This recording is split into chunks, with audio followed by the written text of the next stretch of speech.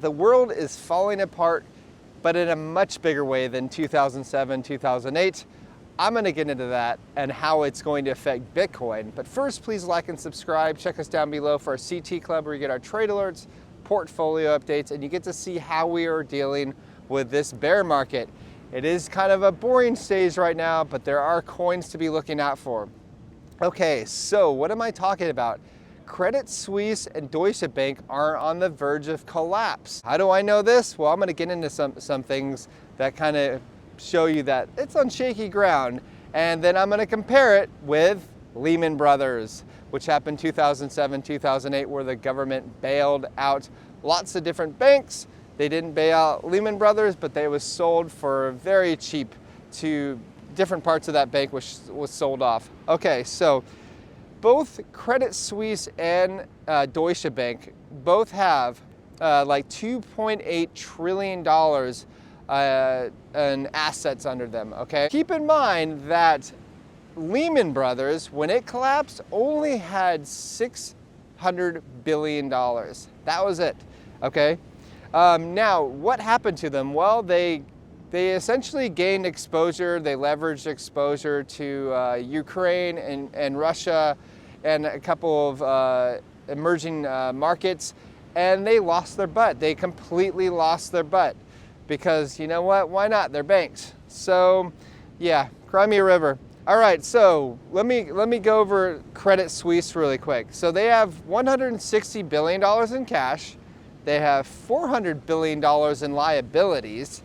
They have $900 billion in leverage exposure. That's probably not going to do very well.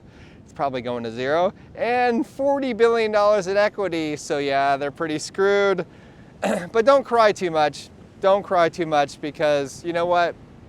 I'm going to explain to you later on why you shouldn't cry too much for these guys. They got it covered. All right, so the Credit Suisse guy says that it is at a critical moment, that says the CEO. I'm gonna go over the stock price now. So the stock prices for Deutsche Bank first went from $12.30 to $7.40.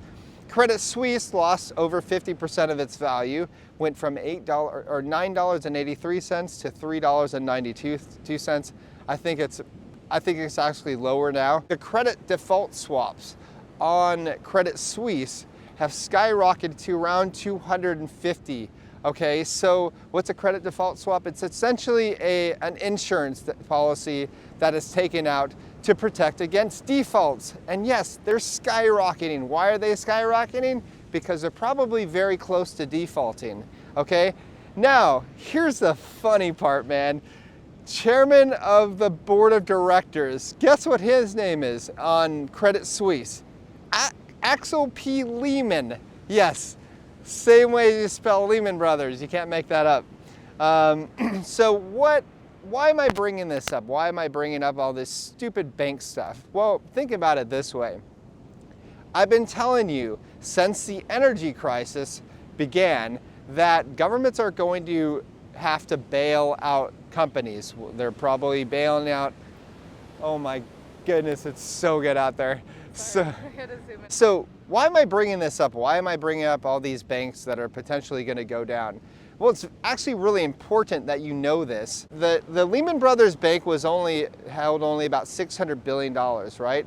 Between the two, just the two, like Credit Suisse and Deutsche Bank, they're at $2.8 trillion.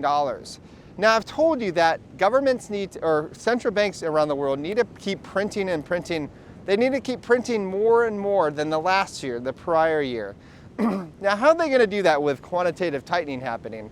Well, what they're going to do is they're probably going to bail out these banks. They will gladly bail out these banks because that means they get to print another couple $1 trillion to keep the debt bubble growing and growing and growing, okay? So that's what currencies are. They're just units of debt. So if you take away the debt from these currencies, they go away. They're finished, right? But they don't want that. They want to keep getting more and more in debt, okay? And that is what is happening right now. So I think what's going to happen is that if by chance these big banks do default, they're going to get bailed out, just as the energy sector in Europe is potentially going to be bailed out from a tune of $1.5 trillion. Plus, they're going to be bailing out people that can't afford their electricity because of the sanctions they placed on Russia. Are you kind of seeing a reoccurring theme here? They're just bailing things out to print more and more currency. Economics isn't that hard, guys. It's really not that hard. It's actually really simple. If you look at what central banks are doing, all they do is print currency. You don't have to get super technical and go, oh, well, this person's doing this and this person's doing that. No, you just have to know that they're going to be printing as much currency as possible. And so what all you need to do is look out and look around the world and see what areas that central banks are going to be printing, because those areas are in danger of defaulting or whatever. So anyways, that's going to benefit Bitcoin big time, obviously.